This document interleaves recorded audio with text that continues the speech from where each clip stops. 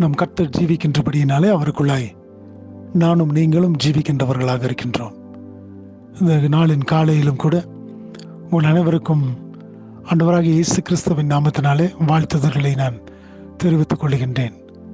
நிச்சயமாய் நானும் நீங்களும் அவரை தெய்வமாக கொண்டிருக்கின்றபடியினாலே பாக்கியம் பெற்றவர்களாக இருக்கிறோம் என்று சொல்லி வேதம் சொல்லுவது போல, இந்த நாளின் காலை வேளையை துவங்கியிருக்கும் பொழுது அவரை நாம் தெய்வமாக கொண்டிருக்கின்றபடியினாலே, அவர் மீது நாம் நம்பிக்கை வைத்திருக்கின்றபடியினாலே, அவர் நம்மை ஒவ்வொரு நாளும் தம்முடைய சித்தப்படி வழி நடத்தி நம்மை பாதுகாத்துக் கொள்ளுகின்றார். இந்த பூலோகத்தில் நடக்கின்ற காரியங்களை பார்க்கும் பொழுது காலை வேளையை நாம் துவங்குகின்றோம். இரவு வேளையிலே நாம் வீடுகளுக்குள்ளாய் வந்து சேரும் வரை தேவனுடைய பாதுகாக்கும் கரங்கள் நம்மை பாதுகாத்துக் கொள்ளுகிறது. மாத்திரமே அல்லாதபடி வேறு எந்த காரியமும் நம்மை அப்படிப்பட்ட ஒரு சூழ்நிலையில் நடத்தக்கூடியதாய் காணப்படுவதில்லை. அப்படிப்பட்ட விபத்துகளும் ஆபத்துகளும் அநேக விதமான அழிவுகளும் காணப்படுகின்ற இந்த பூலோகத்திலே உங்களையும் என்னையும் தேவன் இம்மட்டுமாக தம்முடைய கிருபையினாலே பாதுகாத்து வழிநடத்தி வந்திருக்கின்றார்.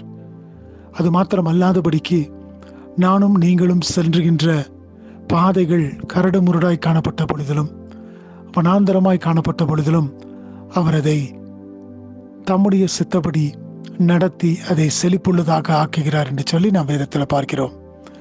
ஏசாயா தீர்க்கதரிசியின் புஸ்தகம் 35வது அதிகாரம் 1வது வசனத்தை நான் வாசிக்கின்றேன். Isaiah chapter 35 verse 1. வனாந்தரமும் வறண்ட நிலமும் மகிழ்ந்து கடுவெளி கழித்து புஷ்பத்தை போல செழிக்கும். எனக்கு பிரியமான தேவச்சனமே, இந்த இடத்துல நாம் வாசிக்கின்றோம், வறண்டு போன ஒரு காரியம் அவைகள் வனாந்தரத்தை போல காணப்படுகிறது. ஆனால் தேவனுடைய பார்வை அல்லது தேவனுடைய சித்தம் அதை மாற்ற வேண்டும் என்று சொன்னால் அது எப்படிப்பட்டதாய் ஆகிறதாம்? வறண்ட நிலமும் மகிழ்ந்து கடுவெளி கழித்து புஷ்பத்தை போல செழிக்குமா? புஷ்பம் எப்படியாக ஒரு நீருள்ள இடத்துல நன்றாக வளருமோ அதுபோல அது வனாந்தரமும் அது அவாந்தர வெளியாய் வறண்ட நிலமாய் காணப்பட்டாலும் கர்த்தர் அதை நோக்கி பார்ப்பார் என்று சொன்னால், கர்த்தருடைய கிருபை அதன் மீது இருக்கும் என்று சொன்னால் அது அப்படியாய் புஷ்பத்தை போல செழித்து வளரக்கூடியதாய் காணப்படுமாம். எனக்கு பிரியமான தேவச்சனமே, இந்த நாளின் கால வேளையை துவங்கி இருக்கும் பொழுது அநேக வறண்டு போன காரியங்கள் நிமித்தமாய் நீ சோர்வடைந்திருக்கின்றாயா? நீ ஒன்று மாத்திரம் கர்த்தரை நோக்கி நீ சொல்ல வேண்டியது என்னவென்று சொன்னால், ஆண்டவரே, நீர் என்னோடு கூட இருப்பீர் என்று சொன்னால் இவைகள் எல்லாவற்றையும் வறண்டு போன அல்லது காய்ந்து போன கடு வெளியை போல காணப்படுகின்ற காரியங்களாய் காணப்பட்டாலும் என் தேவன் எல்லாவற்றையும் புஷ்பத்தை போல மாற்றித்தர போதுமானவராய் இருக்கின்றீர்.